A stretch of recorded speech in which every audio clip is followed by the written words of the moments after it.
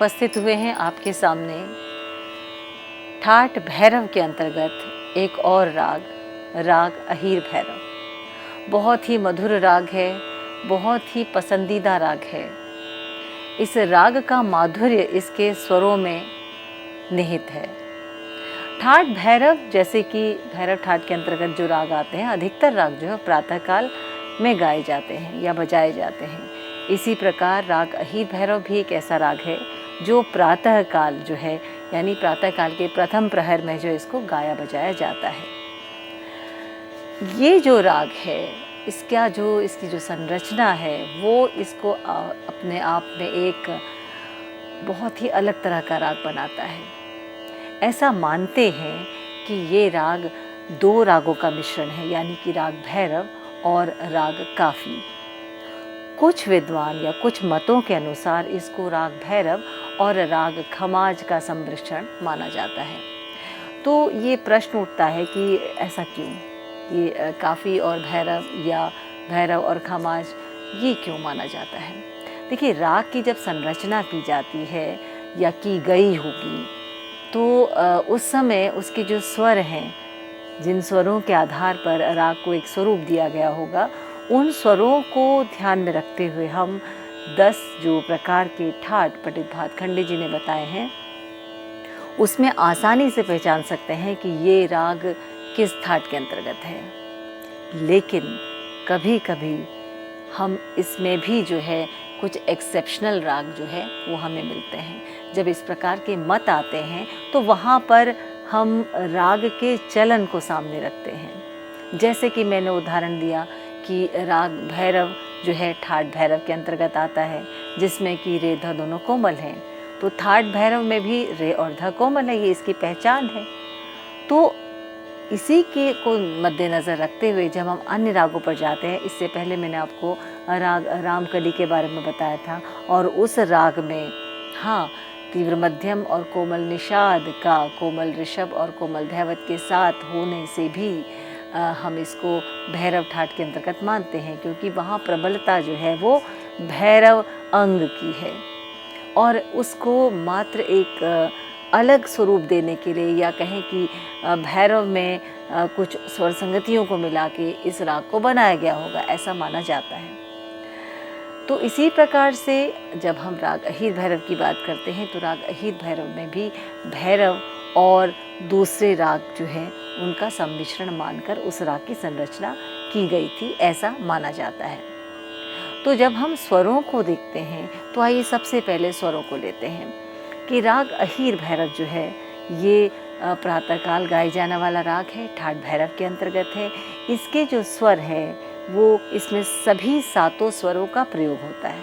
तो जाति इसकी संपूर्ण हुई, या हम कहें कि संपूर्ण जाति का राग है। अब जब स्वरों की बात करते हैं तो इसमें जो ऋषभ है वो कोमल है, परंतु धैवत जो है वो शुद्ध है।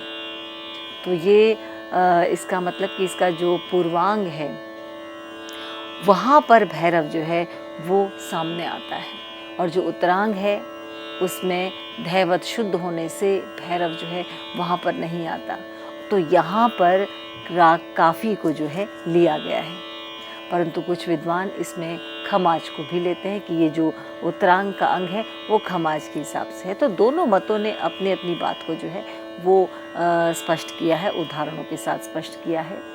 तो विद्यार्थी होने के नाते हमें एक जिज्ञासु होना बहुत ज़रूरी है, क्योंकि जिज्ञासा जो है वो कई प्रश्नों को जन्म देती है, और उन प्रश्नों का जो उत्तर है वो हमें क्रियात्मक रूप में, यानी प्रैक्टिकल रूप से करने से ही हमें पता चलती है। तो सबसे पहले हम लेते हैं राग अहीर भैरव के आरोह अवरोह को। तो आरोह अवरोह से इस राग के स्वर जो मैंने आपको जैसे बताए वो वहाँ पर कैसे प्रयोग हो रहे हैं उसको आइए देखते हैं।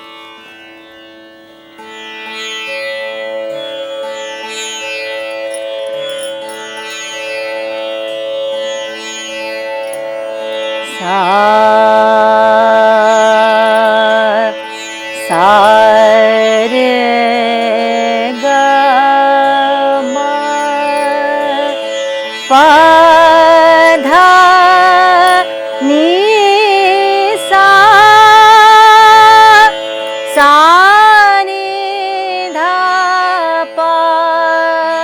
मा ग रे सा। यदि सीधे सीधे तरीके से इसके आरोह अवरोह को देखें तो इस प्रकार से आरोह अवरोह होगा। फिर से एक बार लेते हैं। सा रे गा मा पा धा नी सा सा नी दा पा मा गा रे सा। तो आपने देखा कि आरोह अवरोह में मैंने ऋषभ को कोमल लिया है और निषाद को कोमल लिया है, धैवत को शुद्ध लिया है। तो एक सीधे सीधे यदि हम राग अहीर भैरव के स्वरों के बारे में जानना चाहें या हम जानना चाहें कि इस राग में कौन से स्वर यानी स्वरों का किस स्वरूप में उनका प्रयोग हो रहा है, कि कोमल है कि तीव्र है, तो राग अहीर भैरव में रे और निषाद कोमल दिखाई देते हैं।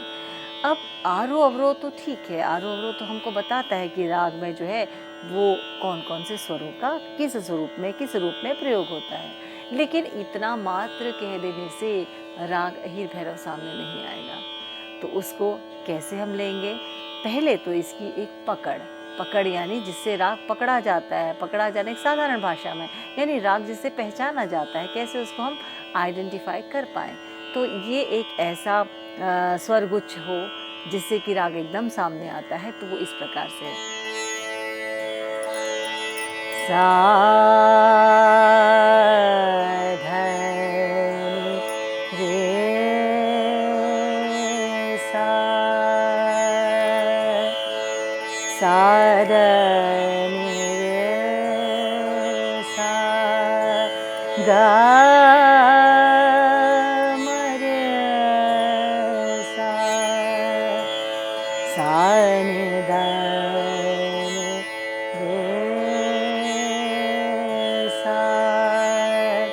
यानी ये जो स्वर समुदाय है सा नि दा नि सा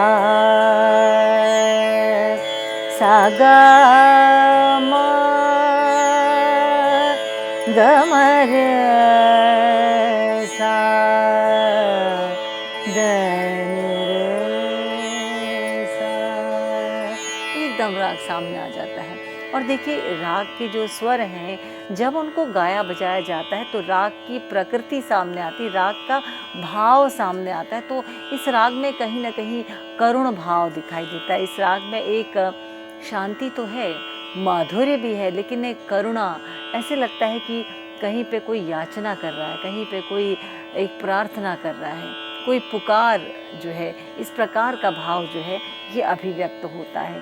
तो राग जो है वो उसमें हम ये नहीं कह सकते कि इस प्रकार के भाव है तो मात्र भक्ति रस इसमें होगा। इसमें श्रृंगार रस भी बहुत खूबसूरत है, श्रृंगार में विरह भी बहुत सुंदर इसमें परिलक्षित होता है। और एक प्रार्थना का, एक विनती का जो भाव है वो इस राग में बहुत खूबसूरत तरीके से स्पष्ट होता है। जब हम किसी राग की बात करते हैं तो राग के स्वरों से जब उनको हम गाते हैं या बजाते हैं तो एक छवि जो है या हम कहें कि एक इमेज जो है वो क्रिएट होती है।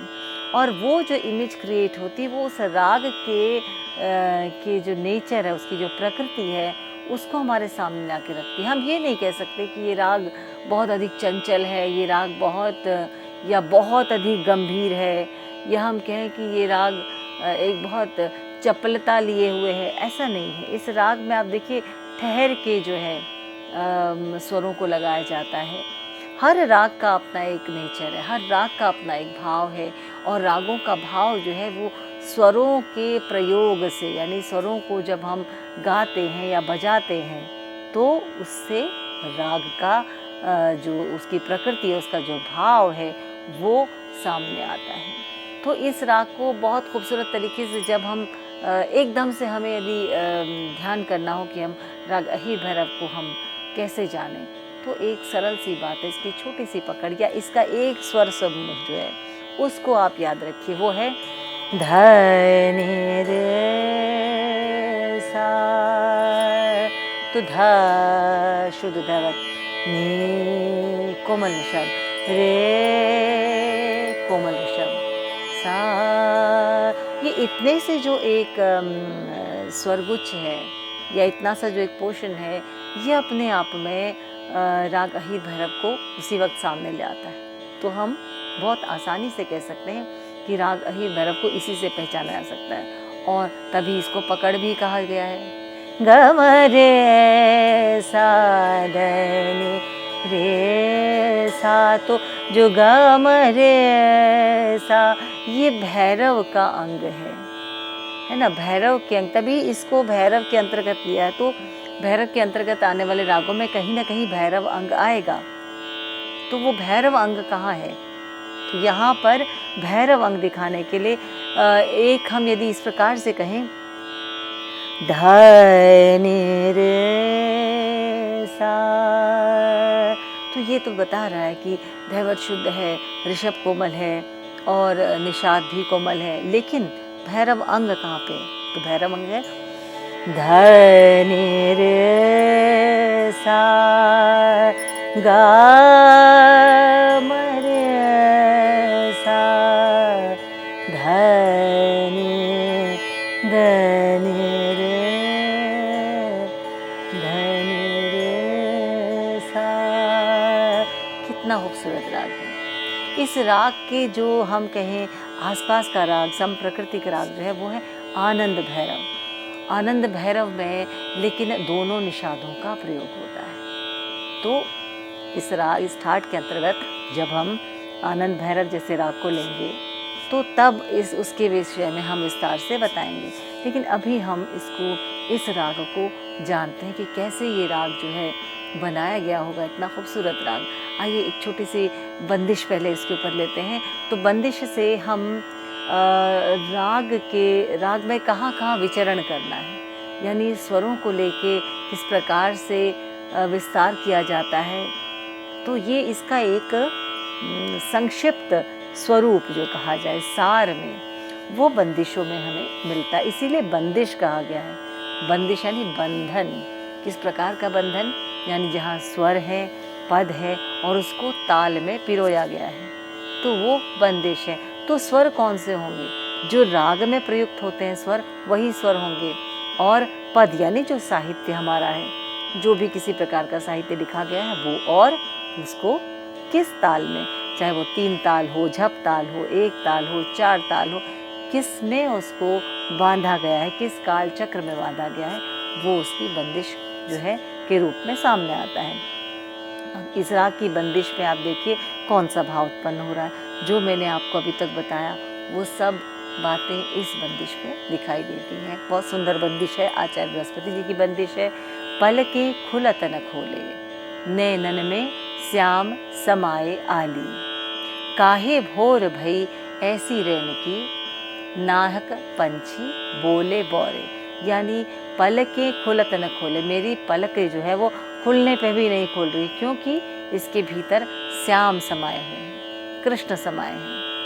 काहे भोर भई ऐसी रहने की, ऐसी रात की भोर यानी सुबह क्यों हुई। नाहक पंछी बोले बोरे, कि ये पंछी बेकार में बोल रहे हैं, बोरे हो गए हैं, बावरे हो गए हैं, ये बेकार में बोल रहे हैं, क्योंकि मेरी तो पलकें खुल ही नहीं रही। इसके मेरी पलकों के भीतर, मेरे नैनों के भीतर कृष्ण जो है वो समाये हैं। कितना सुंदर पद है, कितना सुंदर स्वरूप है, और इसको राग अहीर भैरव में इसको निबद्ध किया गया है। 3 ताल में ये बंदिश है।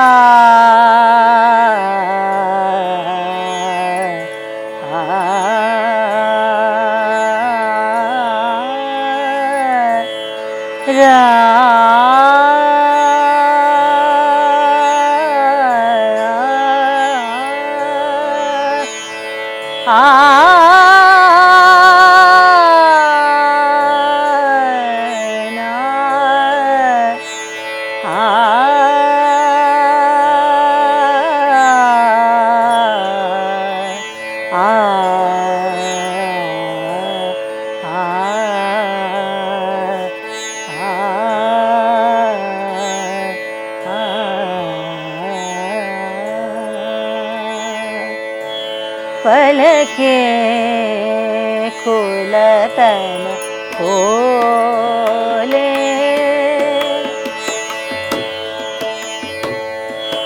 धा धिन धिन धा धा धिन धिन धा धा धिन धिन धा धा धिन धिन धा धिन धिन धा धा धिन।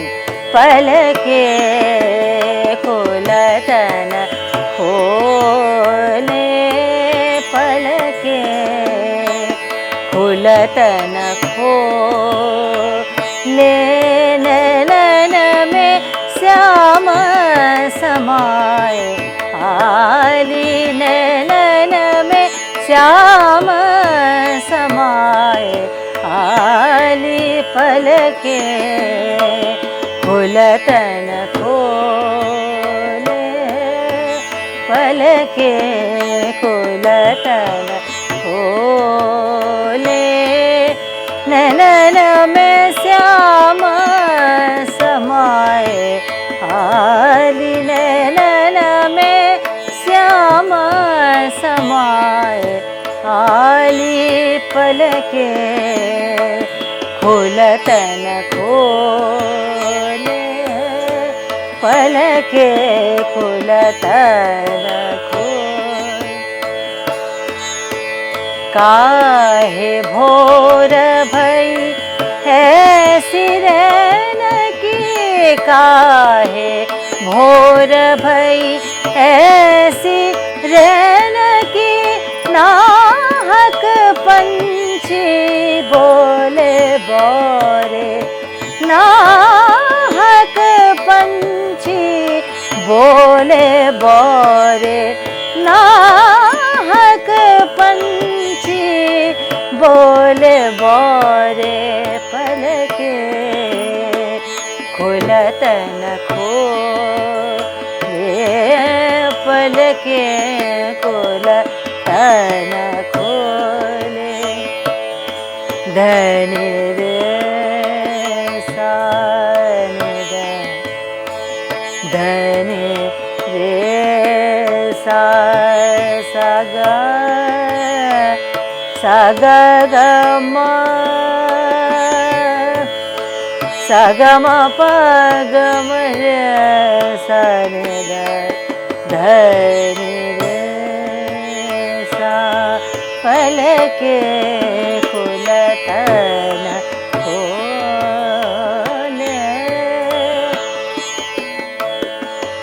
पल के खुलतन खोले।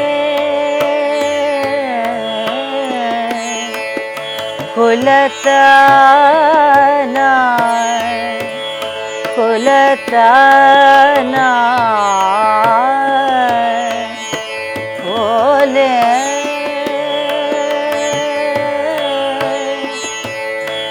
नैनन में श्याम समाए आए। पल के खुलतन खोले। अब देखिए इसमें मध्यम कितना प्रबल है। मध्यम जो है वो इसका वादी भी है और संवादी है, षडज, यानी म और सा की संगति। सा रे ग ग म समा ग म रे सा नि ग।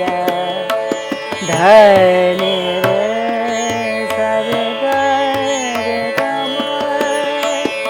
सा रे ग म प ग म रे सा नि ग।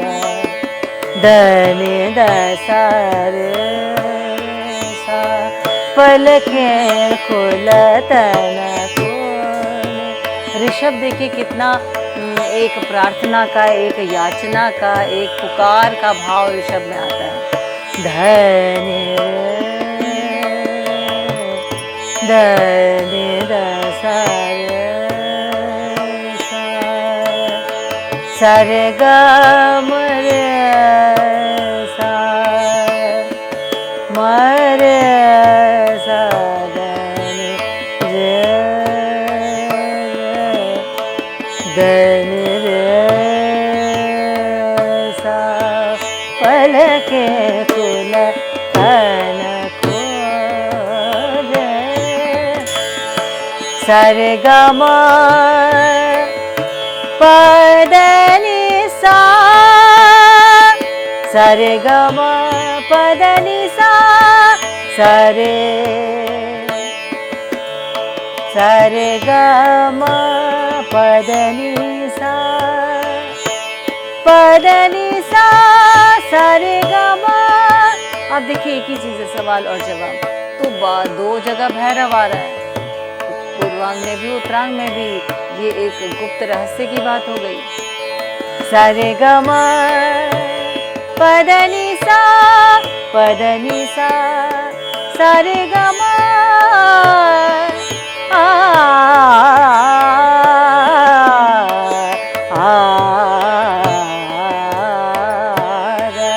पलके खुलतन खोले।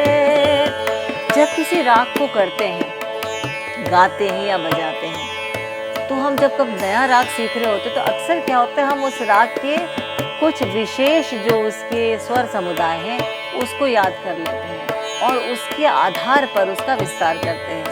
ये बिल्कुल सही बात है क्योंकि चलन उसी हिसाब से होगा। लेकिन कभी कभी ये जब हम इस लेवल को पार कर जाते हैं, यानी ये बातें जब समझ में आ जाती हैं, तो फिर उसकी और भी बातें जो हैं वो जानना ज़रूरी हो जाता है। जैसे मैंने आपको बताया कि देखिए भैरव पूर्वांग में, उत्तरांग में भी वही नज़र आता है। इसी प्रकार से राग में जब हम कहते हैं कि इस राग में भैरव और काफी अंग है, तो कैसे है? सारे गा मा पद नि सा तो ये इस प्रकार से जब हम लेते हैं तो कहते हैं काफी का यहाँ पर अंग आता है, जो भैरव और काफी का। सारे गा मा पद नि सा नि दा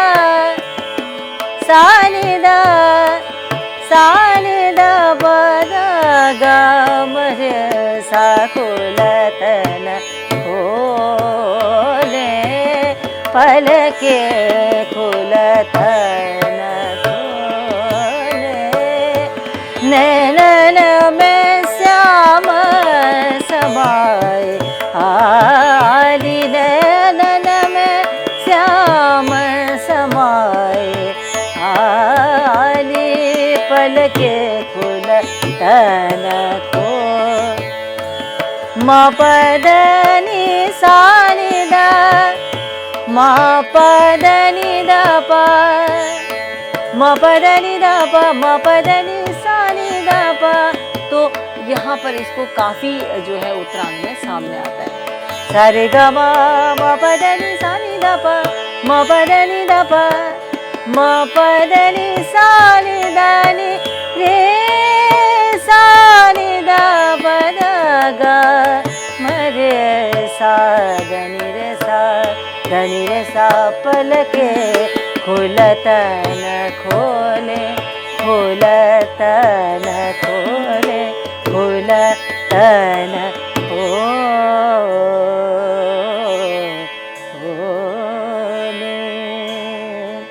तो उदाहरण के साथ जब राग को समझने की कोशिश करते हैं तो राग जो है वो अधिक आसानी से समझ में आता है। इसी को हम आगे अपने इसके अगले भाग में और विस्तार से आपको बताएंगे।